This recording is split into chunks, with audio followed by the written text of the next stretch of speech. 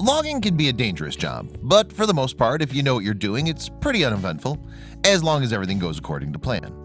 However, for this group of loggers on this particular day, something happened that they would never forget. Nothing seemed out of the ordinary until they chopped down a special chestnut tree.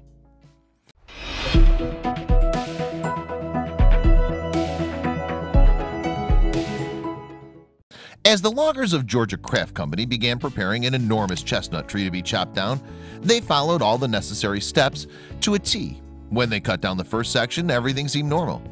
But as they went on, they realized something was odd about the next section. It didn't feel right. Something was off.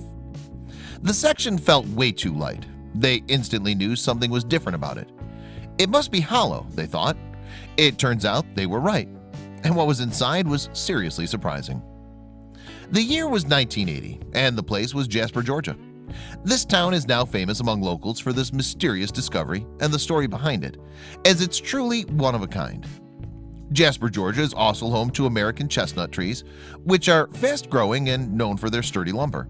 They're a unique species with many special characteristics, one of which made this strange discovery even possible. American chestnut trees almost became extinct in the early 19th century due to a fungal infection that quickly spread among many forests. Luckily, a few survived and over the next few decades were able to repopulate. They're unique for their ability to have hollow sections within their trunks, which didn't affect the viability of the wood, as they'd be turning into pulp for paper anyway. They'd selected a load of trees they were previously marked off, and it was a big task at hand. The job was going to take all day, so they got started as soon as they could. But when they peered inside the hollow trunk of that famous American chestnut tree, their mouths dropped, and work came to a halt.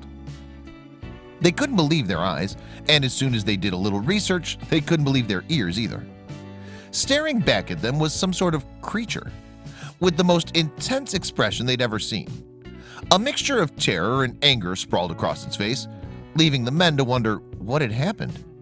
It had somehow managed to climb its way into the hollow section of the trunk, but got stuck there. On closer inspection, they realized it was some sort of dog.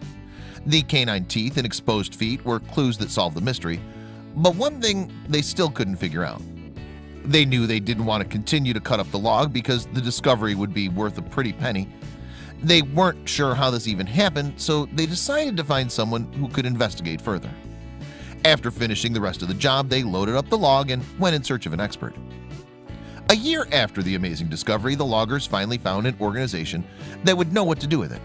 In 1981, a museum dedicated to forestry, specifically Southern forestry, opened up.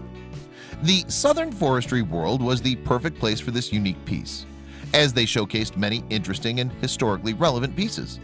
This was about to be their main attraction. Although the only connection to forestry was the fact that the loggers had discovered it and the dog was mummified within the chestnut tree, they knew it needed to be here. I mean, where else would this fit? The mummified dog is the eeriest exhibit in the museum, but it's one of the most popular due to its uniqueness. Still, there was the mystery surrounding how the dog naturally mummified itself, as it usually takes the help of human hands. The museum sought out biological expert Christina Kilgrove to analyze how this could have occurred naturally. Usually, microbes quickly begin eating the flesh of the deceased animal, beginning the decaying process. This usually continues until there's nothing left but bones, but not in this special case. It all has to do with that special American chestnut tree. They grow, they reproduce, and they start taking over the body, says Kilgrove. She goes on to explain why, in this case, we were able to obtain mummified remains. Chestnut trees contain a special chemical called tannin, which absorbs moisture, prevents the decaying process from starting. However, there's still the question of how outside scavengers didn't find the remains first. Due to the lack of microbes eating away at the flesh, the natural scent they give off during that process didn't alert nearby scavengers. Anything that would eat dead flesh would never know it was in the tree, said the director of Southern Forest World. The tree essentially trapped all the smells within it, allowing the dog to mummify without being disturbed. It turns out the dog was most likely a hunting dog who ran up the hollowed-out section of the tree while chasing prey. By the time it reached the center, nearly 28 feet high, it was too large to push itself back out. He was around 4 years old at the time of his death, and the accident probably occurred during the 1960s. Unfortunately, this was its final resting place. The dog, now fully understood, is placed in the center of the museum. He carries a unique and interesting story, so anyone who enters the museum is always interested to see him. He's surrounded by other iconic trees like cypress, oak, and pine logs. He's promoted on postcards yearly and has also received a fitting name after due time. The famous dog was called the mummified dog for a long time after its arrival at the Southern Forest World. A contest was held to decide the perfect name. A few that almost won the prize were Chipper and Dogwood, but they decided on the best name possible.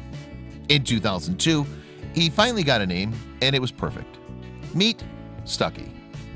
Stucky is one of a kind, literally. There are no other discoveries like him. So be sure to check him out if you're ever in Georgia.